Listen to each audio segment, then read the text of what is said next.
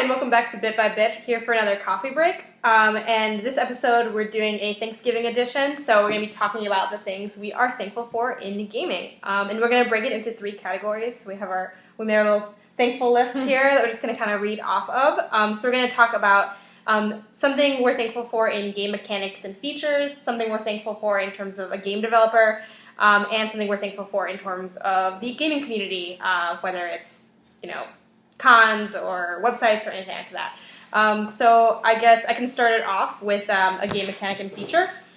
So I like Jess's, but she already had that one. So we try to have different ones also.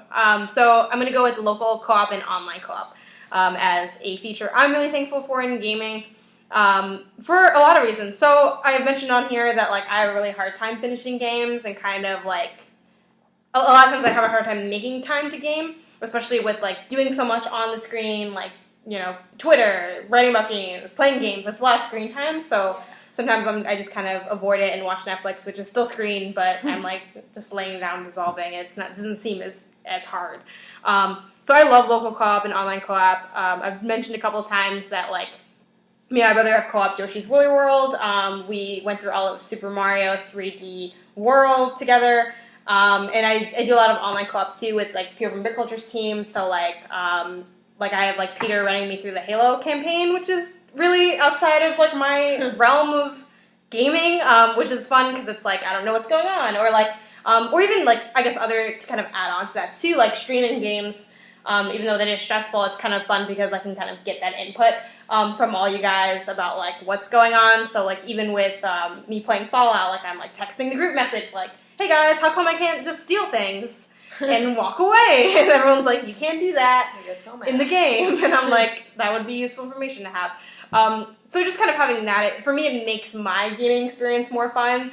Personally, I like it more than just playing alone because I get to share that experience with someone.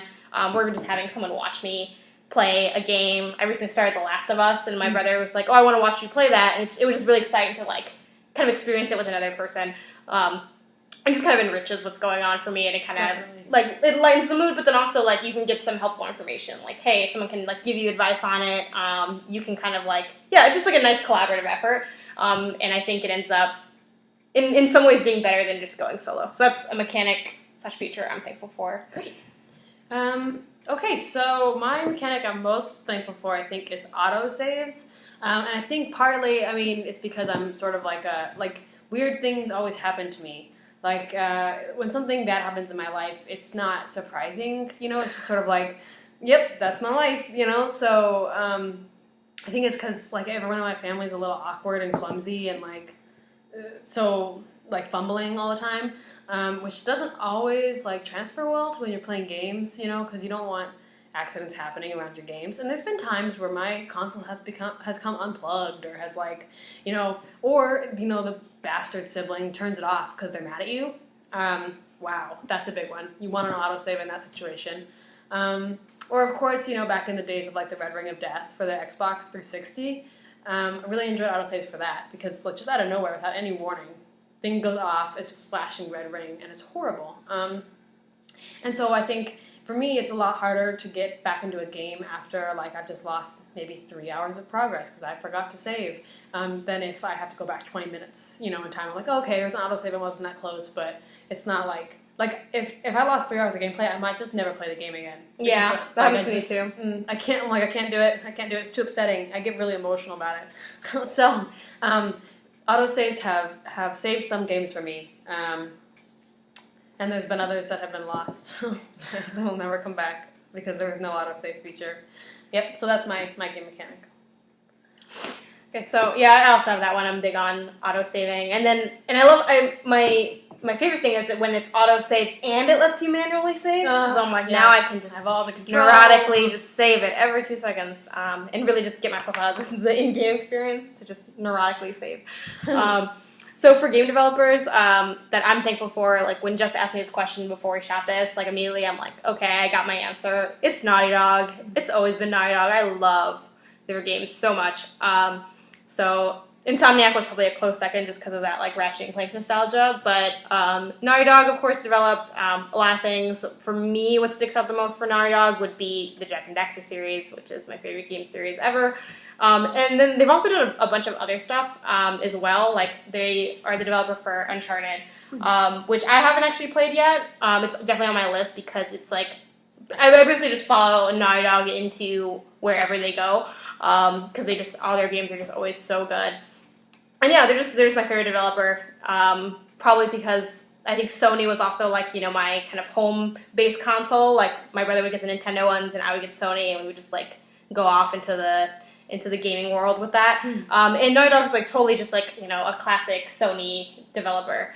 Right. So yeah, definitely one that I'm thankful for. Yeah, I don't know if I've ever played a Naughty Dog game. Really? Oh my gosh. Yeah, well, since I wasn't really like a PlayStation person. We had the PS2, we had the PlayStation 1 and the PlayStation period, and then the PlayStation 2. And so after that, it was mostly Xbox, and I guess I just never ran across a Naughty Dog game in my time in the PS1, PS2 universe, so I'll have to play that. I really want a shirt that just like a black shirt that says Naughty Dog on it. I've been wanting that forever, and I cannot find it on the internet, so... maybe we can screen print it. No, that's probably copyright. Never mind. Maybe if you don't sell it. We can do it, but it probably won't look right. Okay. So what developer are you thankful for? So, I mean, this one might seem a little obvious, but I'm going to bring it up because it is my favorite developer. It's BioWare. They're huge, and a lot of people love them. But I'm thankful for them because they use their position as, like, a really strong AAA game developer to, draw attention to some really important, like, social justice issues and to, like, have really diverse characters that you don't see in a lot of AAA games, And they haven't been the best always. Like, if you look at some of their older games, you're like... you're not quite there yet, But even with their newer games, it's really nice to see a variety of characters from who are all different ethnicities and have different sexualities. They even have like one of my favorite characters in Dragon Age Inquisition is Krem, and Krem is trans, and you never see that in games. You never see that. So I really like the visibility that they give. To like all sorts of different kinds of gamers and people. I think that's really important, and I don't think a lot of people are doing it. So I'm really grateful that BioWare, first of all, exists and makes really fun games, and also that they use their sort of, their presence to draw attention to a lot of the issues that we face as people and gamers. So I really appreciate that. I'm super excited for their next game, Mass Effect Andromeda, and I'm super excited for like the new romance system they're going to be doing in Andromeda, because that's one of the hallmarks of BioWare games is, you can romance your companions and things like that. And I read an article recently about how the developers are trying to go into a more like natural realm when it comes to relationships, as opposed to being more like formulaic in the past, but now it's going to feel a little more freeform.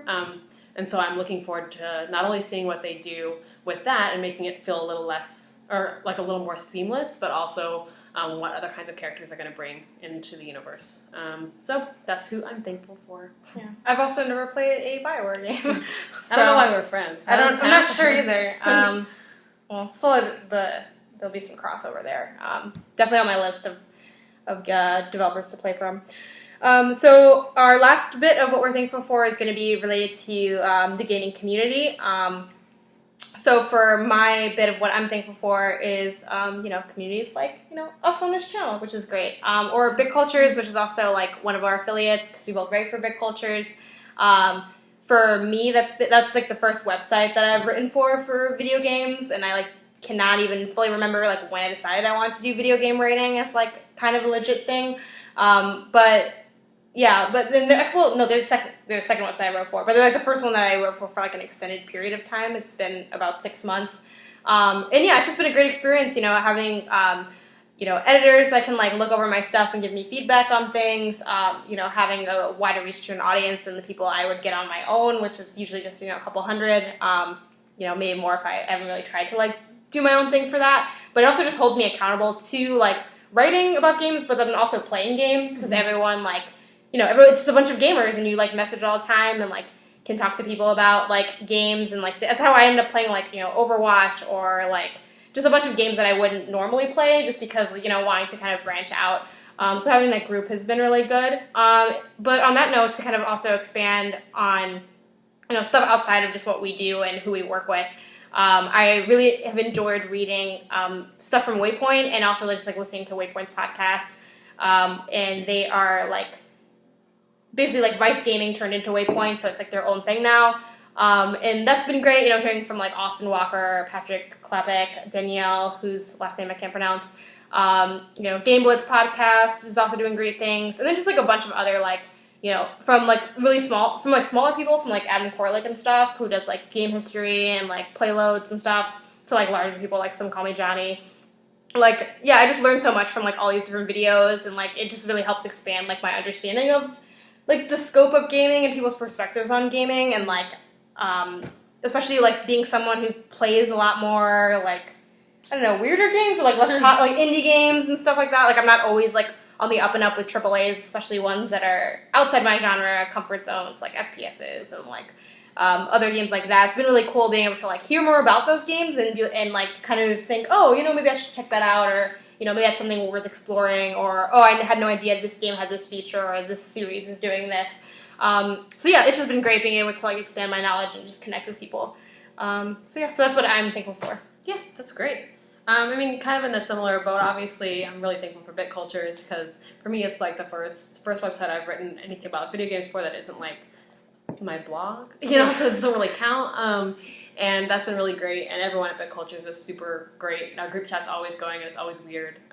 It's really fun. Always, you can get good advice though on it, so I find that really enjoyable. And then also I'd say one of my favorite like online communities for gamers is the Gamer Girl subreddit, on Reddit obviously, and it's just like this magical place where everyone's like smart and thoughtful, and like but will still call you on your bullshit, so like if I post something, and I'm sure Janet can relate to this, I post something on M4G versus on Gamer Girl subreddit, the difference is phenomenal. Like on M4G it's just like all these horrible, awful like comments about, like they didn't even read the article, they're just like commenting on the title, or they're just annoyed because this one thing you said, and it's just trolls. It's just trolls for days, and I hate it. I hate it so much. I hate M4G.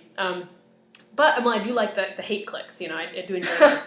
You're like, oh, you hate my content, but I'm getting views, yeah, so that's what Google cares about, so thanks. I'm going up in those ranks, But on the Gamer Girl subreddit, you'll get a lot of like feedback and interaction and comments, and it's really active, and they're always like, even if someone disagrees with you, it's not like they disagree with you and hate you because you're a woman and you want to have women in games. That they like, disagree with you, and here's reason ABC, and then someone else will respond with their own reasons, and it's always sort of more of an intellectual sort of breaking down of an argument. Like they're really thinking about what you wrote, which at the end of the day is what I want. Like I'm not always right, but like I like it when people are actually considering what I'm saying. So I love that with the Gamer Girl subreddit, and they're always posting great stuff. And then other than that, I'd say, just one of my favorite outlets to read is Killscreen, and it's sort of like a weird website for video games, and it focuses on a lot of like fringe games, that you won't normally hear about, or like experimental games or things like that. And they're very invested in the idea of video games as art. So I really enjoy reading the pieces because they're always like a weird twist or I should check that out. An article. So yeah, I don't know. We have a lot to be thankful for. It's been a good year for video games. Not for a lot else, but for video games, it's been great. It's been a good year for jazz too. It's been a good year for me? For jazz. Oh, jazz. Right. Okay, so jazz It's been a decent year for us. Yeah, it's okay. It's all right. We graduated college. That's good. Yeah, so. Go us. But yeah, I mean, on that note, like kind of adding into that, Gamer Girl subreddit's awesome. I found out about it from Laura from Big Cultures, so like so glad she pointed me in that direction.